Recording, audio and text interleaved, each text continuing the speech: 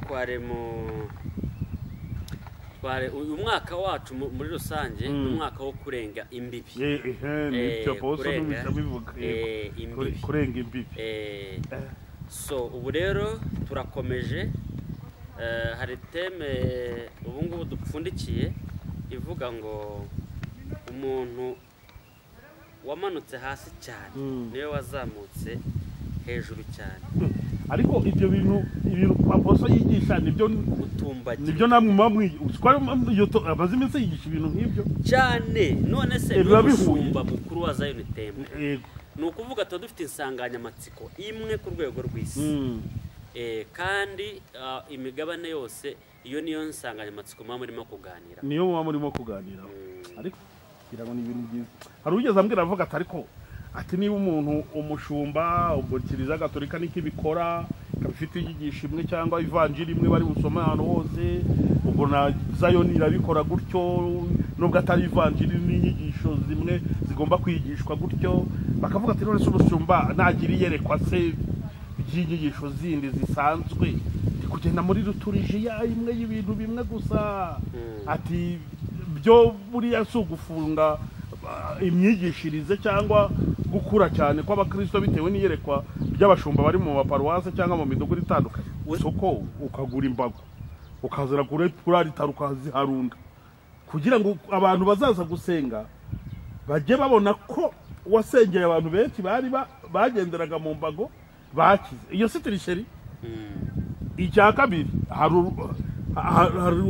nabibonye n'amaso yanjye rimwe kera mbona umuntu yaje mu materaniro bari ngo yagendera mu kagari yaturutse mu ntara nyuma y'amateraniro mbona ari kwenda gufatana na pasiteri mu mashati ati ntabwo yose nimwayamaye ati yose nimwayamaye wabonye ko nakoze neza nabaye ikimuga uransegera ndahaguruka nshima Imana ngira gute none se mu mpereza asigaye none turamubaza amakisi ati amafaranga ngende muzimereka ngende muzima ati ngewe bahangezeho abantu baranyishyura barangije nyine bambwira ko ngomba kuza nkagendera mu kagare bakansengera bikagaragara yuko basengeye umuntu wabonaga n'ubumuga bwo kugendera mu igare nimutwemerere dutangire tubasuhuza tubahereze ikaze kwiyobokamana TV ndetse no kuri Iriba TV ni kwa kundi mumenyereye ko tugira gutya tukazana abantu batandukanye maze tukabasha kuganira nabo murabona ko twicaranye rero n'umutumirwa wacu ni umukozi w'Imana ni pastor niwe rero tugiye kuganira ni munyemerere ntangire munsuhuza kandi muhereze ikaze pastor mwiriwe neza kandi muraho nyuma y'imyaka uzi ko dushobora kubaderukanya nko mu myaka 2 ahari nibyo yego muri corona irangira ni kera okay nyuma yaho twarabonanye ari bisanzwe yego ariko kuri kamera haciyemo iminsi mumeze neza se turashima Imana papa Joel wow Imana irinze ubugingo n'umubiri nta na kimwe cyagiye urubanza mu gihe tudaherukanye umubiri umwuka n'ubugingo byose bimeze neza byose birarinze ariko buri yo bavuze ngo Imana irinde umubiri ngo umwuka n'ubugingo babishatse kuvuga iki pastor nukurindwa umuntu w'imbere n'uw'inyuma roho mbese ukaba uri mutaraga wese ya inyuma n'imbere inyuma n'imbere hose umeze neza ariko hari umeze neza mu mubiri mu mwuka bitameze neza akabigiye umeze neza mu mwuka umubiri bitameze neza ariko isengesho ryanjye kuba dukurikiye n'abazakurikira iki kiganiro n'ukugubwa neza muri byose Imana ibiduhe mu izina rya Yesu amen yego muratangirana no kwibwira abantu badukurikiye bamenye ngo tugiye kubana nande muri iki kiganiro umuntu mugiye kubana nawe ni Pastor Ngoboka Didas umurero umurimo w'Imana mu itorero rya Zion Temple yego paruwase ni ya Rubirizi Kabeza naho ngaho dukorera naho ngaho mukorera muri Zion muraho se murakomeye Zion turaho turashima Imana ubuntu bw'Imana turimo turasenga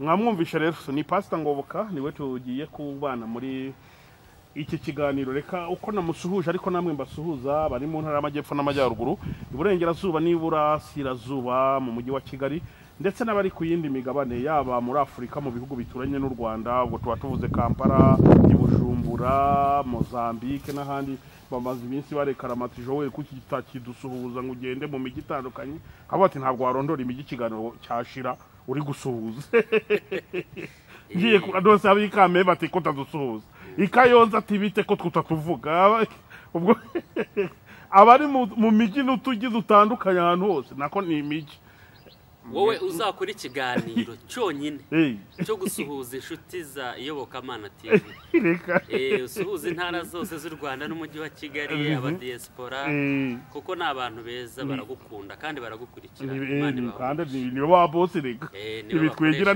nibo ba boss nibo bakristo ba kuri iyi paruwasi nuko badatura nicyo kibazo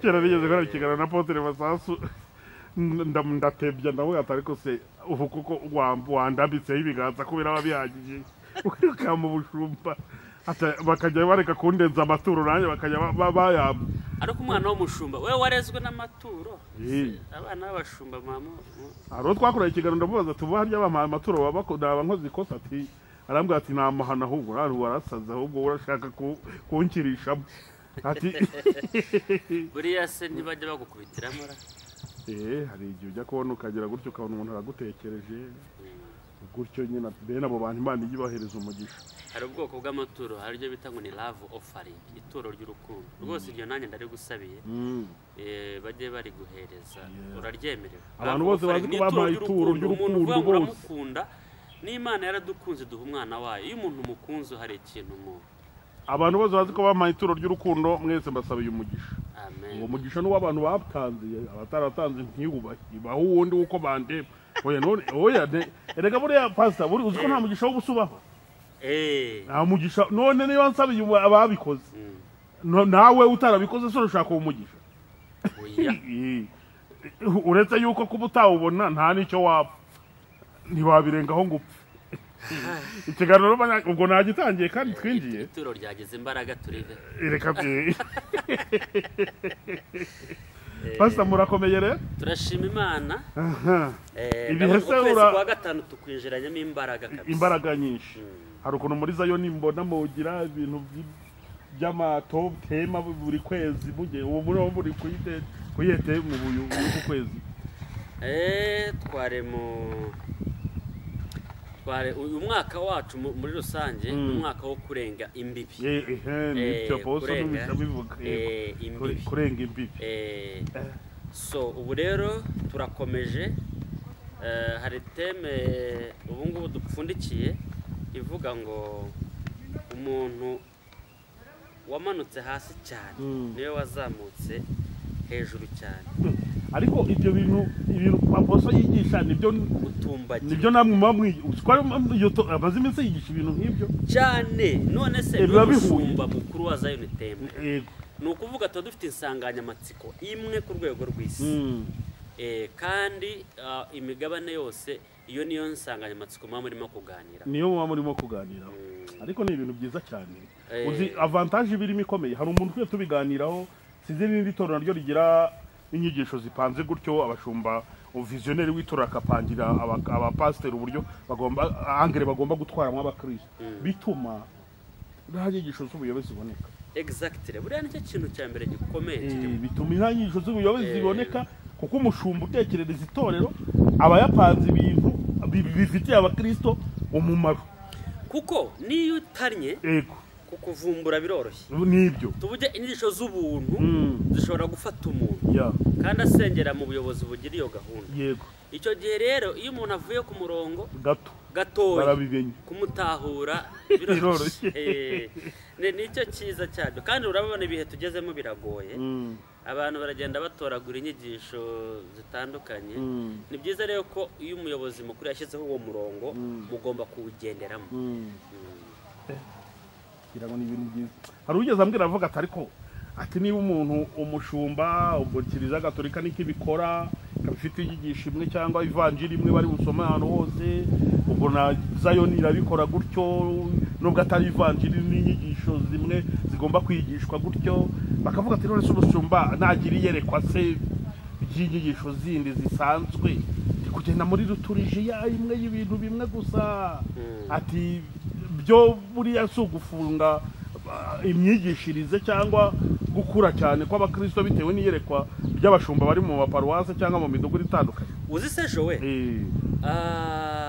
ntago ari we uduhereza samoni cyangwa se inyigisho iramba we just aguhereza we kwidevelopa ushobora gushyiramo ishurirwa ryawe ugashyiramo ibyo wumva Imana ivugana nawe ariko nanone ukerekwa utavuye kuri uwo murongo bawongera ko n'ibintu byiza kandi ikindi ukuri kuriho nuko iyo visionnaire ari umwe murayoboka kandi yayoborwa n'Imana namwe mu ubwo nyine mu n'Imana n'ubundi yabahaye iyo nyigisho kandi biraturyoheye cyane ahubwo ngiye biranatworohereza. Urabona hari insengero zimwe twakirijwemo kera bakubwiraga ngo icyo umwuka akubwira aricyo aricyo uvuga nabyo ngiye kuvuga ari insengero kera pasiteri yajyaga kubwiriza atateguye ngo aravuga icyo umwuka ageze ku gatuti rimwe na rimwe nk'ubu biratworohereza kuko ubuzi ngo hari teme uri buganireho wowe ugasenga ukayidevelopa wanyuze ukagaburira intama ariko buriya biravuna gushakisha sije hari igihe wasangaga abantu rimwe biga kwizera ejo bundi bakiga kwihangana basanga mbese niba abahigi benshi bayobye imbwa uburari ariko iyo abantu bakurikije sije imwe bakayiganiraho bakayiherekeza yenda icyumweru cyangwa ukwezi kugashira umuntu ahita yandastandinga icyo agasobanukirwa ariko uzarebe hari n'abavuga butumwa bahurira mu rusengero rumwe ari nko mu giterane ukajya kumva ibintu umuntu umwigisha wa mbere abanje yigisha sibyo uwa kabiri avuzeho sibyo uwa gatatu avuzeho noneho abantu aho kugira ngo bagire icyo batahana ahubwo bagacanganyikira umuntu agasohoka nta kintu message niyo mpamvu barakora babwiraga ngo avuye gusenga ngo twafashijwe tuse ikintu cyabafashije n'iki ngo ya ngo twabyinnye nk'umuriro watse nuko agacyura umudiho yego ngira ngo ni ibintu byumvikana cyane ubwo kandi ikiganiro cyamaze gutangira yego pastor hari ikibazo abantu b'abasisi bari kubaza ariko si abantu gusa nanjye ubwanjye ndakibaza iyo urebye hano mu gihugu cyacu cy'u Rwanda ubona haragiye habaho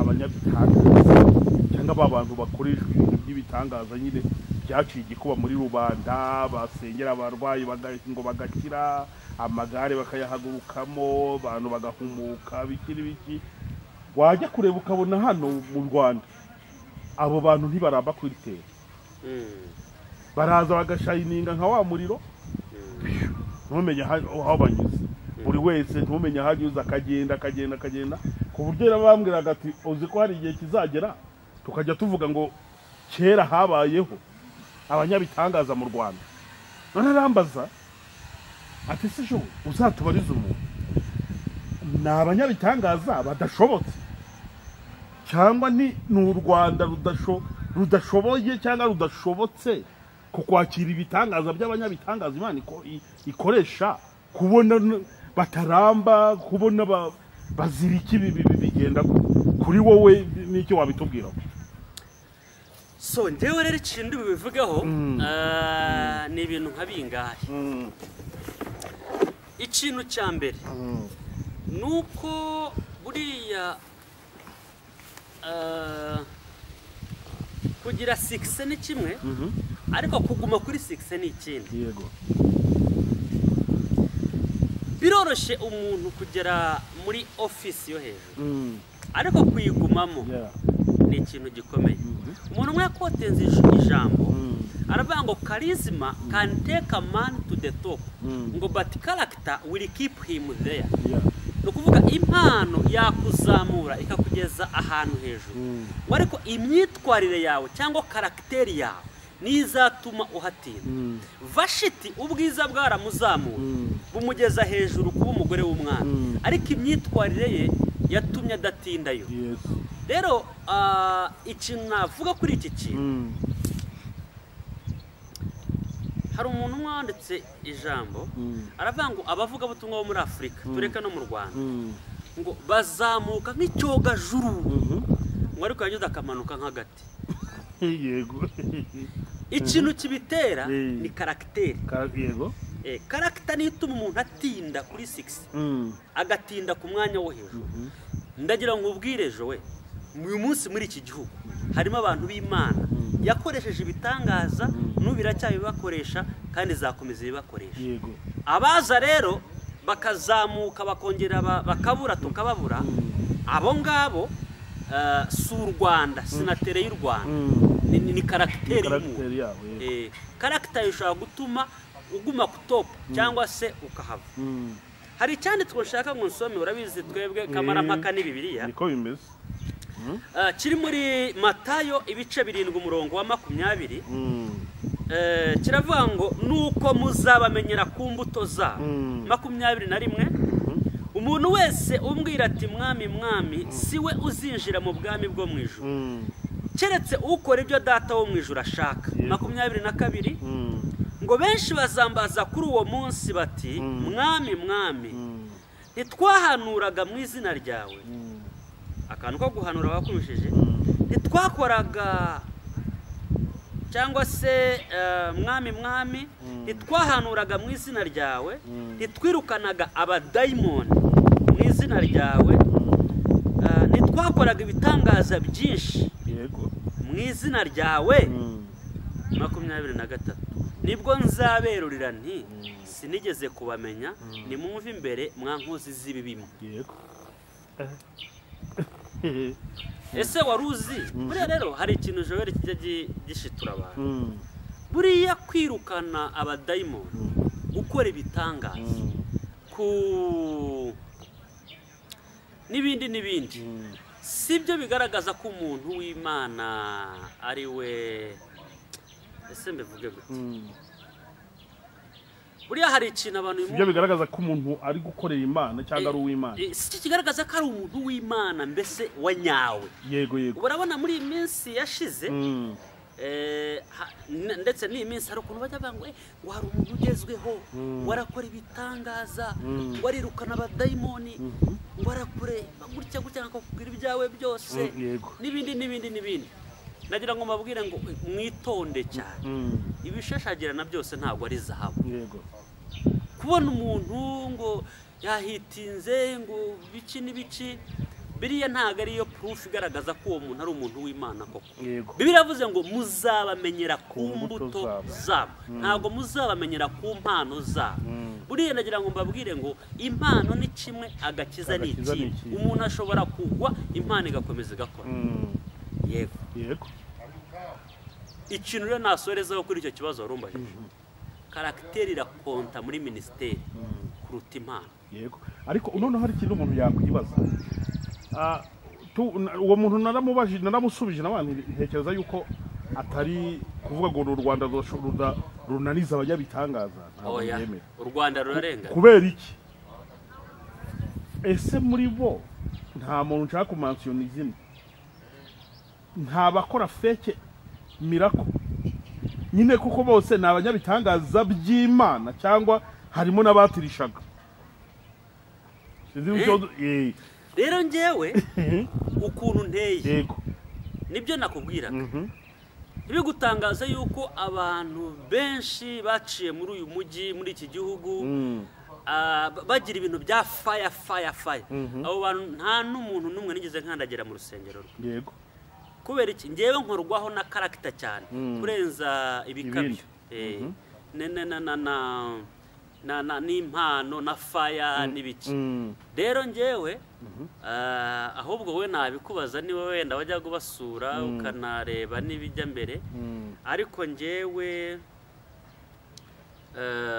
ntago ari abantu rwose najyaga natendinga cyane ku buryo namenya ibyapfaga n'ibikira yego muri za ministeri zabo. Njyewe rero njye wagiye watendinga hari aho najyaga hari ukuntu bikorwa sibyo nkabona harimo n'abatirisha yego abaguze imbago bakarunda mu rusengero urumva ari bugiye wenda mu isoko ukagura imbago ukazira kuri alitari ukaziharunda kugira ngo abantu bazaza gusenga bajye babona ko wasengeye abantu benshi bari bagenderaga mu mbago bakize. Iyo sitirisheri icya kabiri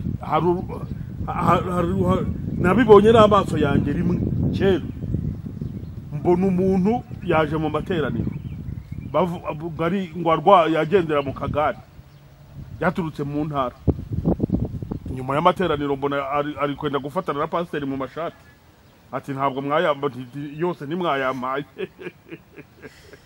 ati yose nimwayamaye wabonye ko nakoze neza nabaye ikimuga uransegera ndahaguruka nshima Imana ngira gute none se mu mpereza asigaye none turamuze amakisi ati amafaranga ngende muzimereka ngende muzima ndi muzima ati ngewe bahangizeho abantu baranyishyura barangije nyine bambwira ko ngomba kuza nkagendera mu kagare bakansengera bikagaragara yuko basengeye umuntu wabanaga n'ubumuga bwo kugendera mu igare ati bundi tuvugana umubare w'amafaranga baba bakoma bamavatse andi niyo ndi kubishyuza. Ese uyo sitirisheri byagiye bikorwa rero ikintu ushimira Imana cya mbere ni ubuyobozi bw'igihugu cy'u Rwanda yego bwita kandi bukanareberera abaturage baro yego biragoye kugaragura abanyarwanda rimwe kabiri batari bagutahura buriya njyewe njya mvuga ubutumwa na muri ibihugu bimwe na bimwe by'abaturanyi nko muri East Africa hano hari ahandi Joel bimaze kugera ku rundi rwego aho umuntu bambara icyo bita ngo ni miracle machine umuntu akambara kuma ariko karimo umuriro yarangiza akakarenzaho ikote none muri wa mwanya wo gusengera abantu umuntu yakurambikaho ku kiganza umuriro ukagukubita ukagwa hasi wowe ukagira ngo n'imbaraga z'Imana zigutuye hasi kumbi ari umuriro ari imashini ahubwo mushima Imana kubwa igihugu cyacu kibera amaso abaturage bacu kuko ahandi mu bindi bihugu bimwe na bimwe cyane cyane muri Afrika bigeze ku rundi rwego yego bigeze kure ariko ikintu kibitera ni ibintu bibiri icyambere ni umwuka w'ubwibone n'ubwirasi yego icya kabiri ni competition no gushaka kurushanwa runaka ageze kuri ibi na runaka ageze kuri ibi biriya ntago ari byo ariko kandi ndagira ngo aka kantu hakubwireje we ahantu hose uzabona original uruhande hafi aho ngaho haba hari na pirate ndagira ngo ubwire yuko muri iki gihugu harimo abakozi b'Imana bafite imbaraga z'Imana original kandi basengera abantu ibitangaza bikaba abadayimoni bagahunga imirimo y'Imana ikagaragara kandi bakaguma kuri 6 yego hari abantu bije muri iki gihugu 9 bakora umurimo w'Imana na bugingo ministeri zabo zirahari kandi zirakora kandi ziragira abadayimoni barava mu bantu abantu barabohoka mu buryo bumwe cyangwa ubundi ibitangaza biraba ariko kubera character yiwe igatuma aguma kuri 6 ikizamini gikomeye buriya kuzamuka si igitangaza ariko kuguma hejuru nicyo kintu buriya gikomeye yego gira rero ngo umuntu wibazaga gutyo arasubijwe yego bazabitubwira imbuto zabo nizo muzabamenyeraho yego si impano zabo yego kuko na Satani n'umuntu ufite impano zitari iz'Imana nawe yayitiza ishusho ariko buriya uruzi ko umupfumu yakurondora jo byahatari erega buriya kurondora ni si ngombwa gakiza umuntu ushaka kumugera imbere gutya akakubwira ibyawe ariko ari izindi mbaraga z'umwijima zimwambara atari imbaraga z'Imana. Gitandukanye abakozi b'Imana n'abakozi ba Satani ni imbuto. Yego. Ni imbuto. Niyo mpamvu Yesu yahashinze agati aravuga ngo muzabamenyera ku mbuto zabo. Ese uwo muntu bundi iyo avuye kuri mazabawu, iyo avuye ku gatuti ni muntu ki? Yego. Ni abandi behind camera na pulpit ni busanzwe ni muntu ki? Yego. Icyo rero kirakonta cyane. Icyo kirakonta. Ngira ngo ni ibintu byumvikana cyane. None se pastor, wenda nk'umuntu uri guhitinga, sibyo? Mu ivugabutumwa, ni iyihe nama wamugira kugira ngo abirambemo kandi abikomeremo? Yakora iki, yakwitwara gute kugira ngo abirambemo kandi abikomeremo, mbese bigire sustainability, ntibize ngo bise n'umuyaga uhuha cyangwa n'umuriro w'amashara? Yakora iki kugira ngo abigumemo, abirambemo? Njyewe ikintu cya mbere inama natanga ku bantu cyane cyane bafite n'izo mpano, kuko bari n'impano nayo igucokoza, ni ukwishakamo ikintu bita guca bugufi. Yego. Ni ukudiringana na karagiteri yawe, icyo ni kimwe, ariko cyane cyane ikintu cyo guca bugufi cyo ukahashinga agati. Yego. Kutishyira hejuru. Ukamenya ngo niba hari ibintu Imana yakoze niyo yabikoze, si njye wabikoze. Hari umurongo nkunda cyane Joel, uri muri Yohana ibice 3 umurongo waho wa 30. Bibiliya iravuga ngo uwo nguwo akwiriye gukuzwa, ngo ariko ngiye nkwiriye kwicisha bugufi. Icyongereza iravuga ngo he must increase but I must decrease. Uwo nguwo akwiriye kuzamurwa, ariko ngiye nkaca bugufi. Imwe muri virusi imaze abaririmbyi n'abavugabutumwa n'abashumba n'abantu bafite bari kuri hiti wa mugani wawe, ni umwuka w'ubwibone n'ubwirasi no kwishyira hejuru. Buri ikintu cyamanuye Satani mu ijuru si ugusambana, si ukubeshya, ni ubwibone. Niyo mpamvu iyo wishize hejuru Imana ihita ibona isura ya Satani ikakumanura ititaye ku kintu icyo ari cyo cyose. Niba mubihakana muzakora amakuru kuri Herode atanze disikuru mu byakozwe n'intumwa, baravuga ngo ngo none Herode ngo si umuntu urimo kuvuga ngo turumva ari Imana irimo kuvuga. Ako kanya ahinduka inyo, yaguye inyo, marayika yamuhonze inkonji nyine agwa inyo aho ngaho.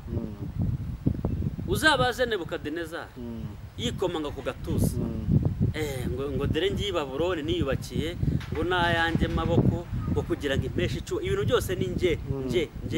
Kuri uzatinya umuntu witindaho imbere y'abantu, ukamuhereza umwanya ngo abwire abantu ijambo ry'Imana, akamara iminota 30 avuga ibihugu yagenze, avuga amahoteli yarayemo, avuga amakositimu ahenze yambara, avuga imodoka zihenze, biriya nta kintu bivuze. Ibintu by'imyenda se, uri umunyamideli se? Urimo uramurika imideli mu materaniro?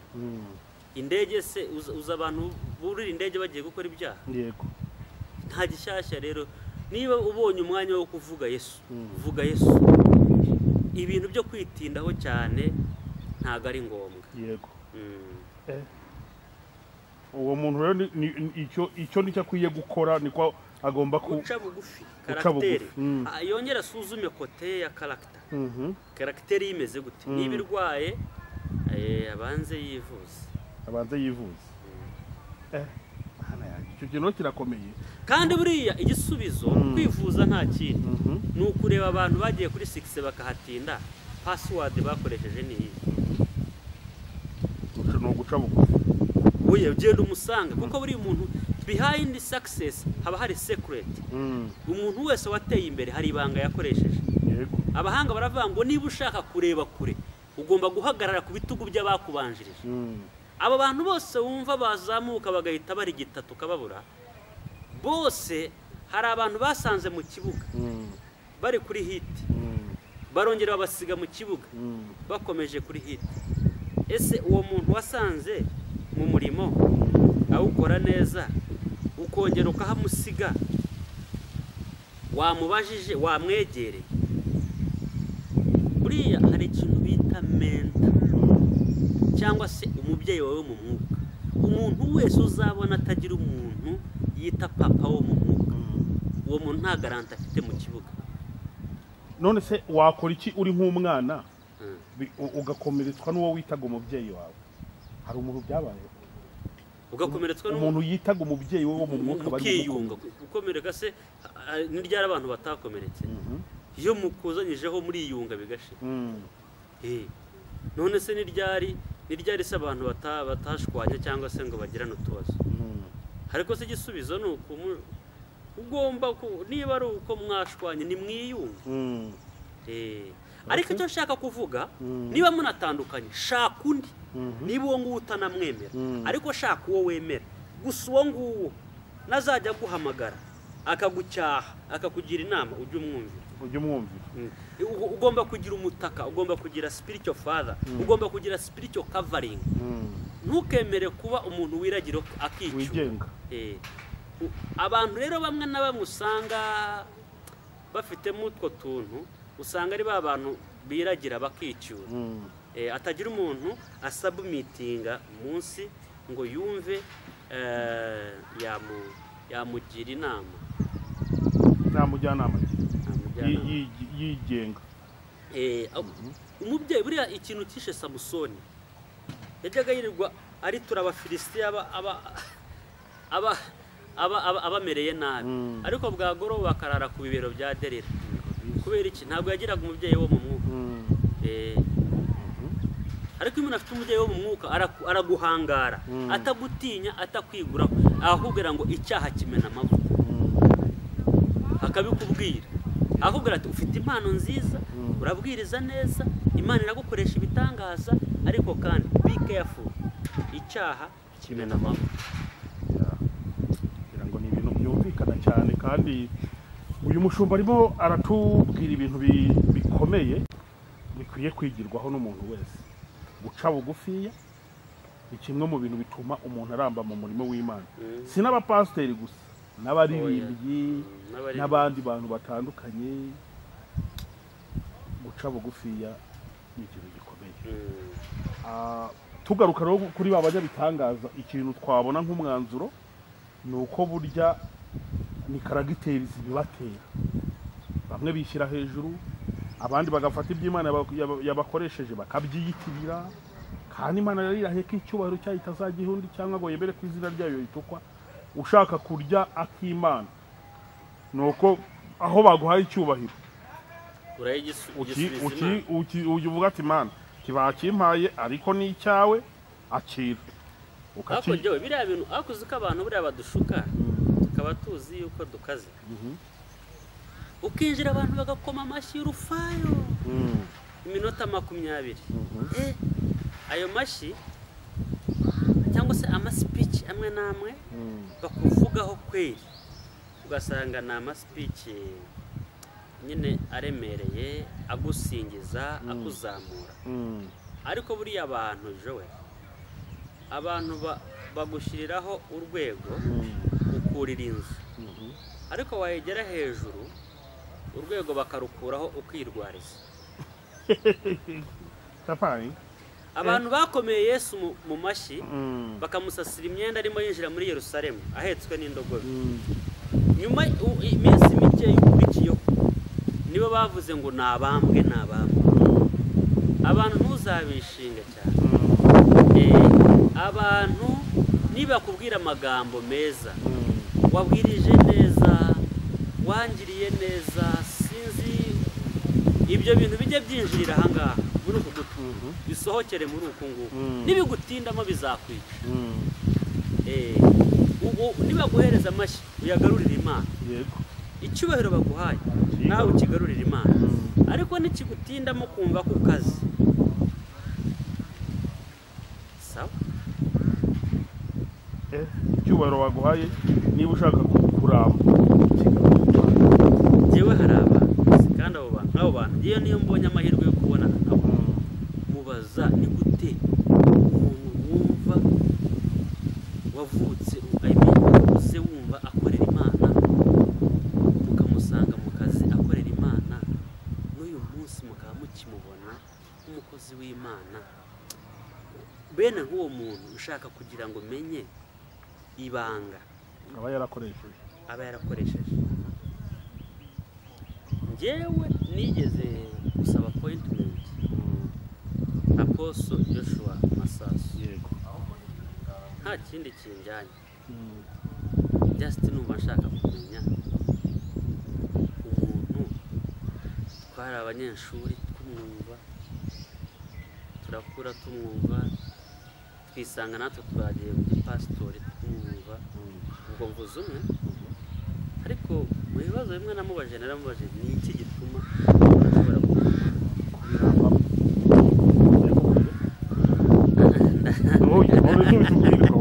rero uzanye imvumva kandi yakubwiye kiri bufasha abandi bantu bari kumva ikiganiro nyine Apostle Masasu ni umunyamasengesho hari ikindi yakubwira se ni ugusenga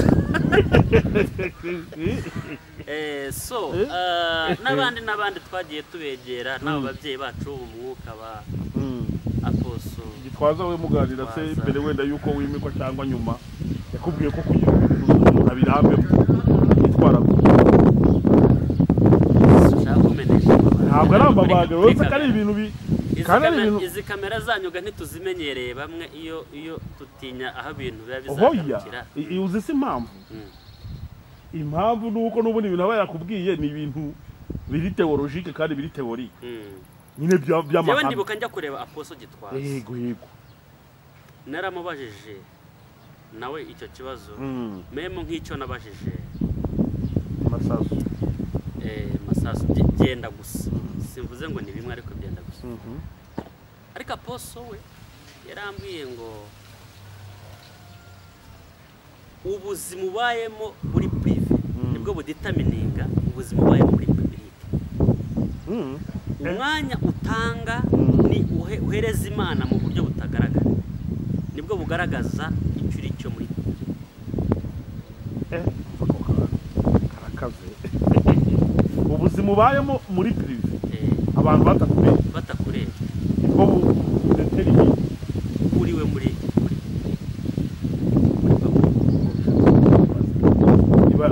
nukuvuga iyo ugaragaje ijambo gusigwa amavuta muri public bivuze hari ikintu watinze gukora mu buryo buri nyine ni nko kukubwira ngo icyo wakoraga abantu batakureba nicyo nicyo nyine ugaragaza igihe abantu bakureba nicyo uba imbere y'abantu akantu karakomeye namwe murabaza ariko nibyo amavuta ujyanye imbere y'abantu uyakomora uyashaka utari kumwe n'abantu sibyo nicyo bishatse kuvuga ni ukuvuga ngo nubona Apotre Gitwaza afite ijambo ati mbega umwigisha mwiza buriya njyewe umubonye muri public uva mu bwizuku afite aho abikuramo udahari sinshobora kuryama ku cyumweru nkumvishije message Apostle yigishije kandi atari no mu Rwanda yego rimwe na rimwe akenshi ariko kubera iki mba numva nshaka kumva bite iyo nzara ahorana message nyine inshyashya ntabwo ubutumwa yatambukije uhora wumva ushaka kongera kumva ubutumwa bwiwe kubera iki nyine aho biva nawe urahumva yego ako ni akambere arongera ati oya ibindi oya nanjye ariko aribyo yabwiye nawe bidusangize nta kibazo nanjye ko bizi nawe ari inshuti yawe nanjye dukorana ikiganiro yarambwiye ati rero kahubwira ati uzite ku gukorera Imana cyane kandi urindire izakwihembera ariko nukora ngo uzahembwe n'abantu uzacogora kandi ati byanze bikunze nta na rimwe Imana ijya ubura guhemba umuntu wayikoreye neza mu kuri no mu mwuka namubajije hari ikibazo namubajije gikomeye n'amaje ngo kubera icyo uhura n'ibigeragezo bakakuvuga bakakurwanya bakakujyana ikuzimu abandi batita umusizeyo aganira na satani bari gupanga ibintu agiye kuzana ku isi noze none aratite se bagiye baza gutwika nyine gutyo ngo bavuye ikuzimu ngo basizeyo abakozi b'Imana ngo nako ngo abantu ngo bitwa abakozi b'Imana ati ibyo bintu byose bikakwikubitaho bakakujyana mu masaduka bakagira ute ati aho kubona wacogoye ahubwo abantu bakabona urashikamye yarambwira ati rero buriya Joel mubwire ati buriya umuntu ashobora kukuvuga cyangwa akaguhagurusaho intambara azi ngo ari kugaragucogoje ahubwo muri ziriya ntambara nabira bigerageje niho nkura amavuta ubwo nahise mbyiga icyo kintu bariya abantu rero nibo tuba dukeneye ati igihe cyose nahagurukirwa n'isi cyangwa nkagira n'ibindi bikwajina mu buryo butandukanye nabanza ahubwo yuko ubwo ngubwo ngiye gusarura amavuta nkuko nakantu namwigiyeho kandi keza kandi koko najyaga mpora nibaza nawe ikindi kintu buriya nkundira umubyeyi wacu mpamvu muvuzeho nuko ari we umugaruye cyane nuko we atajya asubiranya cyane cyane n'abamuvuze reka aricecekera arabihorera ibihe iminsi nisobanurira ukuri n'ikinyoma ariko ni inama ubwo tugiriye abantu niba kuvuga mu murimo w'Imana ugahora n'intambara ugahora n'ibigeragezo uzajye wipima Imana izajye kurwanira yego basangira ngo turimo tugenda dusingira umusozo w'iki kiganiro kuko tugitinzemo byatuma nkubaza ni dusoze si wowe uradusoje none dusoze bura njye namenyereye kuvuga ijambo ry'Imana ibiganiro nyine byo kuganira ku bantu n'ibintu bimwe na bimwe bitandukanye simbimenyereye nkawe ariko nagerageza nk'uko nyine nagerageje yego reka tugushimire cyane rero kuba waduhaye umwanya ukatuganiriza Imana niguhereza umugisha cyane hari abantu bashobora gushaka kukuvugisha mu buryo butandukanye bagira ibyo basobanuza mu buryo bundi watanga nimero ya telefone ubundi tukagana ku musozo w'ikiganiro yego nimero yanjye ya telefoni ni 0788 20 34 95 yego 0788 20 34 95 urakoze cyane Imana iguhe umugisha.